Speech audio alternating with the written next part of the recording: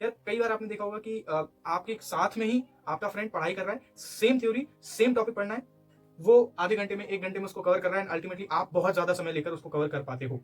ठीक है, वो जल्दी कैसे कवर कर लेता है ना। और एग्जाम में उसी टॉपिक से क्वेश्चन आते हैं तो कई बार वो अच्छी तरीके से उनको सॉल्व कर लिया होता है, मैंने ज्यादा टाइम लिया है, पढ़ा भी है, बट फिर भी मैं क्वेश्चन नहीं सॉल्व कर पा रहा हूँ, मेरे क्वेश्चन फंस जा रहे हैं, एग्जाम में नंबर नहीं आ रहे।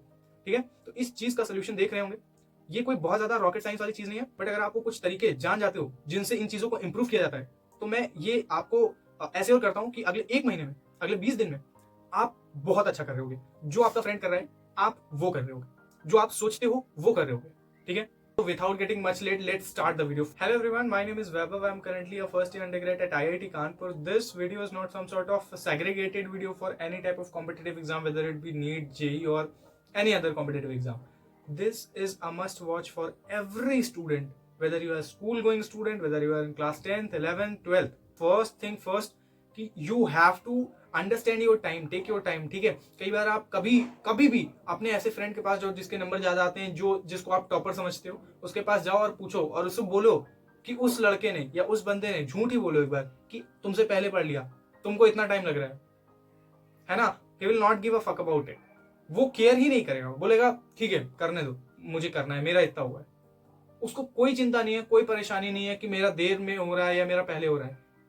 उसको अपना समय पता है कि मुझे चीजें समझने में कितना समय लगता है। देखो होता क्या है एक्चुअल में, if you are reading something, आप पहली बार किसी चीज को पढ़ रहे हो, किसी कॉन्सेप्ट को पढ़ रहे हो, सबसे पहले वो अपनी वर्किंग मेमोरी में जाता है। जैसे फॉर एग्जांपल मैंने रैंडमली आपको कुछ 4-5 नंबर दे दिए, 9, 5, 3, 4, 8। ठीक है, तो ये आप 5 सेकंड 10 सेकंड तक रिटेन कर सकते हो, मैं भूल गया। ठीक है, 5 सेकंड 10 सेकंड तक रिटेन कर सकते हो, इसको बोलते हैं वर्किंग मेमोरी। ये आपका प्रीफ्रंटल कॉर्टेक्स होता है। ठीक है, बट आप इसी चीज को लॉन्गर टाइम तक सस्टेन कर पाओ, जैसे कोई थ्योरी है तो उसको आपको देर तक समझ, मतलब देर तक सस्टेन करके रखना है। ठीक है, तो वो आपके पीछे वाले ब्रेन के पीछे वाले भाग में यानी हिप्पोकैम्पस में जानी चाहिए।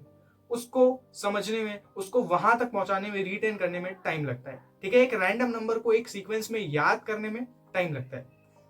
सो if you are not understanding your time, हो सकता है आपके फ्रेंड का दिमाग ऐसा हो कि उसे 45 मिनट लगता है, आपको हो सकता है 2 घंटे लगे उस चीज को समझने में। But if you are not understanding your time, आप भी सोच रहे हो मैं 40 मिनट में कर लूं, फिर तो नहीं हो रहा है। ठीक है, तो you have to understand your time, जितने देर में आपका हो रहा है, नो मैटर कोई कितनी तेज कर रहा है, नो मैटर आपका दोस्त कितनी तेज कर रहा है। ठीक है, आपको अपना देखना है कि मैं कितने समय में उस चीज को रिटेन कर पाऊंगा अपनी वर्किंग मेमोरी से, अपनी लॉन्ग टर्म मेमोरी में यानी हिप्पोकैम्पस में रिटेन कर पाऊंगा। ठीक है, और ये फोमो वोमो कुछ नहीं होता, कहीं नहीं जा रही दुनिया। ठीक है, वो 40 मिनट में कर रहा है, तुम 2 घंटे में करो, कोई दिक्कत नहीं आएगी। ठीक है, उतनी ही क्लैरिटी आएगी। अल्टीमेटली आप अगर 40 मिनट में कर रहे हो, अपना टाइम समझ के नहीं कर रहे हो, 40 मिनट में कर रहे हो वो सारी चीजें, तो एक तो वो हैफेजर्ड वे में आएंगी क्योंकि वो आपका टाइम नहीं है exact.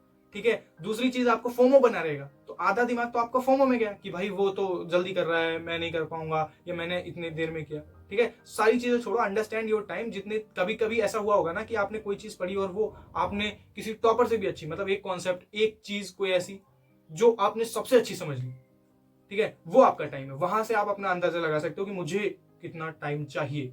Now coming to the second thing, कि कई बार क्या होता है कि वही सेम थ्योरी मैंने भी पढ़ी है, वही सेम थ्योरी उसने भी पढ़ी है, मैंने अपना टाइम लेकर पढ़ा है, उसने अपना टाइम लेकर पढ़ा है, बट एग्जाम में हम जाते हैं तो वो उसी थ्योरी से क्वेश्चन आया हुआ है, उसका हो जाता है, मुझे समझ नहीं आता कि कौन सा क्वेश्चन है, क्या कॉन्सेप्ट लगाना है उसी थ्योरी से, मुझे पता है, बट शायद वो चीजें मैंने पढ़ी नहीं, या मैंने पढ़ी तो अच्छे से नहीं पढ़ी, या वो कॉन्सेप्ट ही नहीं आता मुझे। ऐसा क्यों हो रहा है? सो एक्चुअली आपने क्या कभी सोचा है कि यार क्वेश्चंस क्यों बनाए जाते हैं? कोई थ्योरी है तो उसको सिर्फ मतलब पढ़ के ऐसे क्यों नहीं छोड़ दिया जाता? क्यों क्वेश्चंस पूछे जाते हैं, क्यों एग्जाम्स होते हैं?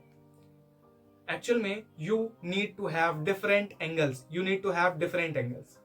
ठीक है, मतलब क्या बोल रहा हूं, लेट सपोज एक कार है, उसको आप ऊपर से देखते हो तो उसका कुछ अलग व्यू दिखेगा। ठीक है, उसको साइड व्यू से देखते हो कुछ अलग व्यू दिखेगा, टॉप से देखोगे अलग दिखेगा, फ्रंट से देखोगे कुछ अलग दिखेगा। बट अल्टीमेटली आप सारे एंगल्स, मतलब जितने आप कवर कर सकते हो उतने एंगल्स अगर लोगे तो आप उसको बेटर तरीके से 3D में विजुअलाइज कर पाओगे। ठीक है, तो अगर मान लो कोई ऐसी चीज है जिसको टॉप से देखने पर कुछ अलग व्यू मिलता है, फ्रंट व्यू से कुछ अलग मिल रहा है, तो आपने सिर्फ टॉप देखा और फिर आपने उसको ऐसे विजुअलाइज करके बना दिया ये यही है, तो वो नहीं है ना। ये वो means you need to solve a hell lot of question, जितने तुम कर सकते हो उतने ज्यादा क्वेश्चन पर्टिकुलर थ्योरी पे सॉल्व करो। कई बार ऐसा होता है ना कि you are solving a question किसी थ्योरी पर, और तुम्हें मतलब वो बहुत इजी था क्वेश्चन था, बहुत देर तक फंसे रहे, फिर अचानक से दिमाग में आंसर आया, फिर तुम बोले हो डैम ये था, मतलब कितना इजी था यार ये, भाई क्या सोचा है। वो एक एंगल आपने पकड़ा, ठीक है। तो जितने ज्यादा आप क्वेश्चन सॉल्व करेंगे उतने ज्यादा एंगल्स आपके पास आते जाएंगे, ठीक है। और जितने ज्यादा एंगल आए उतनी ज्यादा विजुअलाइजेशन बढ़ी, उतनी ज्यादा अंडरस्टैंडिंग बढ़ी उस टॉपिक की, ठीक है। तो विदाउट सॉल्विंग अ क्वेश्चन, मतलब ऐसा नहीं है जो टॉपर आपसे बेहतर एग्जाम में परफॉर्म कर रहा है, क्वेश्चंस कर ले रहा है उस थ्योरी के, इसका मतलब उसने उससे पहले बहुत सारे क्वेश्चन किए, ठीक है। क्यों? क्योंकि उसको सारे एंगल्स मिल गए हैं, इस वजह से वो अच्छी तरीके से विजुअलाइज कर पा रहा है, अंडरस्टैंड कर पा रहा है उस चीज को। So solve a hell lot of question on a particular theory. Now come the last point, last but not the least, this is the most important thing, जो कि आप हो सकता है एवरेज हो, बिलो एवरेज हो, कम मार्क्स स्कोर कर रहे हो, और हो सकता है ये पहले दो मैंने चीजें बताई ये आप कर रहे हो, बट ये सब करने से भी काम नहीं होगा। Last thing is don't trust your memory ever, ठीक है। Never never trust your memory. क्यों?